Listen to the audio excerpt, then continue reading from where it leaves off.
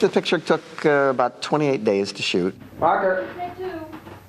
Oh, pardon me. Any minute, wait. Don't stop. There you go, okay. There were some locations in Mendocino, beautiful locations, which we couldn't afford to stay in very long, so we shot the heck out of them. Anything that looks offbeat is shot in Mendocino. Anything that doesn't look offbeat was shot in Griffith Park. There's one scene where Belinda runs from Mendocino to Griffith Park to Cahuenga Boulevard, because that's where the stage was. We had a production designer named Bob Burns, who had been the production designer on the Texas Chainsaw Massacre. But he brought a certain queasiness to the props and stuff that we had. The idea of Marcia's cabin and the way she lived, and with dead animal skins and bones and stuff. I mean, Bob just ate that stuff up. A very talented guy, and just very outre and just really perfect for our needs. Okay, guys, this is it. I'll keep the transmitter open. When Dee walked into the porno shop, the unease and discomfort that you see was real. She literally couldn't look at anything. And it was a real porno store. We just went in and shot. I mean, the stuff was all real hardcore porn, and it's on the shelves, and it's not dwelt upon, so you really don't notice it. But she was like right up against them, and it was hard for her. She didn't like that. That was a hard scene for me. It's a hard scene, first of all, just because of the place we were shooting it. And, I'm from Kansas. I am. We cheesed it up a little, maybe even cheesier with colored lights and pink lights and so forth. We just had to hide the things that you couldn't put in a movie. So lots of little pieces of tape and price tags on the appropriate parts. We did need to project something in the booth when she went in there, and it obviously couldn't be real hardcore pornography. It had to be handled in a certain way. So we realized the best thing to do would be shoot it ourselves. Mike Fennell and I went into my garage and shot a 16mm fake porno movie. In fact, we shot two. There's one where she's in bed, and then there's one where she's on the top of a car. And it's not explicit, but it's fairly rough. And it was kind of uncomfortable doing it. It wasn't like a lot of fun. You'd think it would be, but it wasn't. It was kind of creepy. And then we, scratched up the film and dragged it from the back of a truck and all that kind of thing, and made it look like it had been run through the porno booth 100 times. And it was pretty convincing. I mean, it looks pretty much like the kind of stuff you used to see. Marker. John Hora has a lighting style that sometimes looks like Japanese paintings. And he was very knowledgeable about, Greg Toland and Stanley Cortez and styles and, what we wanted. What we mostly had to do was take a few lights back behind trees and backlight fog, so it sort of gave the presence of something. The poor prop guy had to run back and forth through every scene at the beginning with these fog machines laying it in. When we were shooting that, I was also figuring that when we got on the stage, we could easily imitate that same look, so that would give a continuity to all that. Was our secret will be safe. If you've got areas of shadow and you suggest what might be there, the audience, number one, their mind is active. They're actually participating because they're filling in. And secondly, they fill it in a way that's the most frightening to them. So it's better not to see. If a movie's not really in color, it should be in black and white. If you don't use the color, then it's just there. And so we wanted this to be a color movie as opposed to a movie that was in color. Just watch. At the end of the movie, all the members of the colony are turning into werewolves. We thought that it would make sense that some of them, because they're turning into werewolves, they would have taken their clothes off, or their clothes would be ripped off, or whatever. I walked into the barn and I looked up, and there were about 10 ladies with their boobs hanging out. And I went, okay, what the hell is this? You make me sick. I said, I'm not shooting this.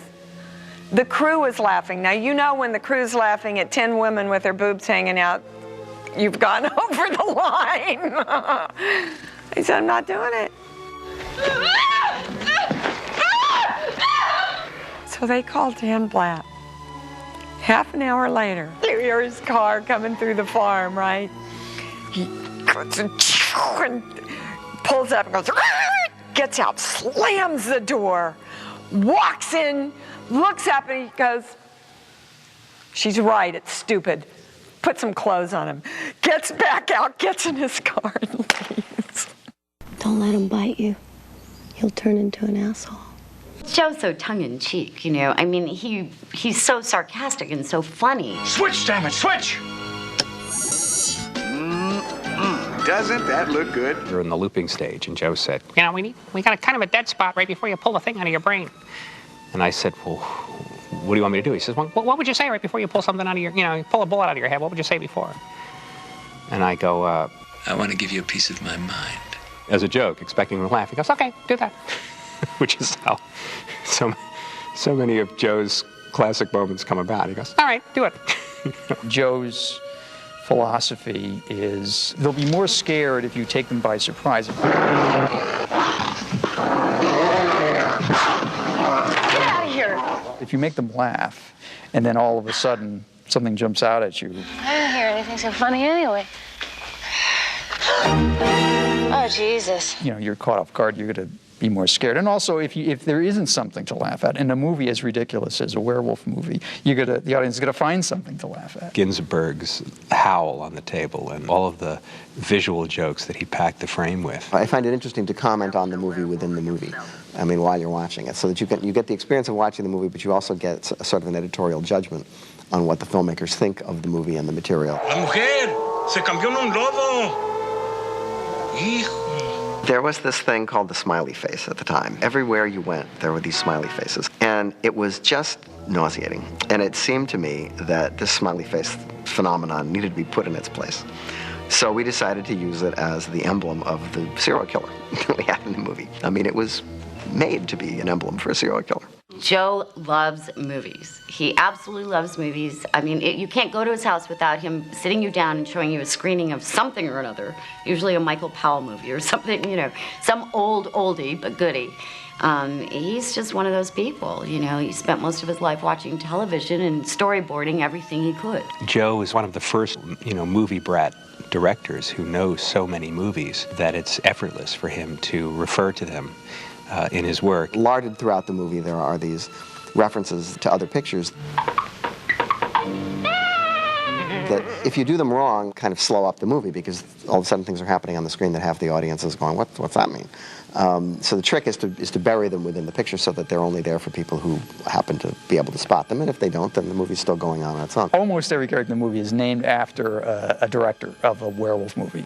George Wagner, with the Patrick McNee character. The head of the TV station, played by Kevin McCarthy, is Fred Francis, who is Freddie Francis. Let's pause now for an editorial from our general manager, Fred W. Francis. And Lou Landers is the anchorman. The KDHB news team began working.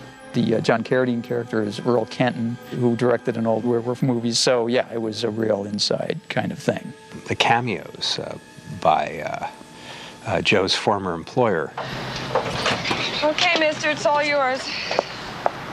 Roger was legendarily parsimonious, and that was sort of a joke for all of us people who used to work for Roger, and he was good enough to go along with it, and that's fine. But it does stop the movie. People wonder, well, why is the shot hanging on this guy looking for change? He's not a character in the movie. So it's really, I don't encourage that kind of thing, but when it was Roger, I couldn't help myself. Please, you're going to purchase. The editor of Famous Monsters of Filmland is in the movie, Forrest J. Ackerman, who's, of course, carrying his ubiquitous copy of his own magazine, which he tended to do. One of the things that I liked the best was just the way Joe handled the satire at the local news station. A Guyana-like spectacle. That there is this very concerned public face about, we're doing a public service here, and this is our brave reporter putting her life on the line, at the same time that their eye is on the ratings. Well, we're going to make ratings history tonight. You're going to be the cynosure of all eyes. They really want it to be good television, no matter who gets killed. Boy, she seems shaky.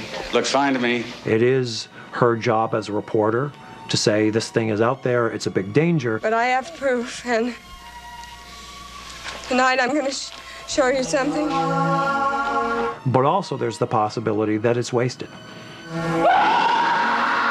So that even something as big as, oh my God, they've discovered werewolves, and we just saw a woman turn into a werewolf on TV.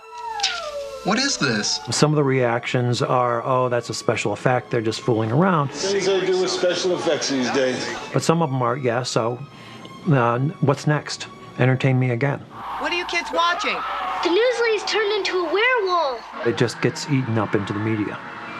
It's a big deal for 1 week, and then the next Monday, well, what are the numbers? I saw pictures just like we saw in Israel. Humanity is dead.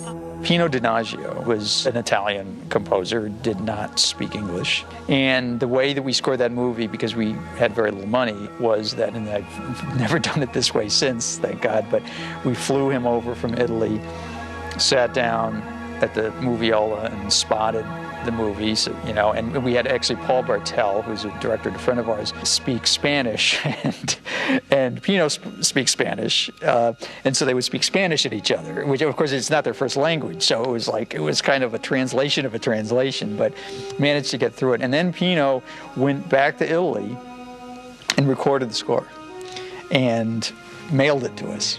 You took what you got from Pino because that was all there was. However, he did luck into the use of this massive church organ that he had found, and he, I think, planned the whole score around this organ.